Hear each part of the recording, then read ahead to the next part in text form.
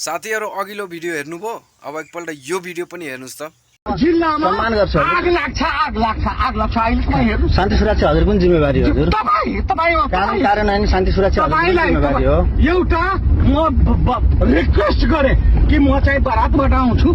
बारातबाट जानु हुँदा म तपाईको के हो तपाईको डकैतको व्यवहार गर्नु भएको छ त्यसको लागि पुरा जिल्लामा शान्ति हुन्छ क्या हजुरले त्यो भन्ने त्यस्तो मान्यजीले त्यस्तो अशान्ति शान्ति हुन्छ मान्यजीले अशान्ति हुन्छ पुरै आग लाग्छ मान्छे मराउँछु एकदम हुन्छ हुँदैन हुँदैन तपाईँलाई हातकडी लगाउँछु तपाईँलाई ठिक छ म जेल जान तयार छु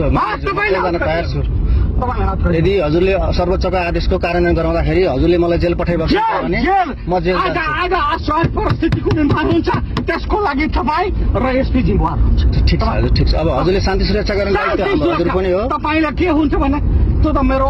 वकिल आउँछ त्यसपछि बिहान ठिक छ को वकिल बरु हामी पनि बोलाउन सहयोग गरिदिन्छौँ तपाईँले गर्नुभयो मर्जी होस् हजुर तपाईँहरू कस्तो मान्छे हुनुहुन्छ तपाईँ यसको तपाईँले जुन व्यवहार आज गर्नुभयो त्यसको भुक्तभोगी तपाईँ र एसपी हुन्छ तपाईँ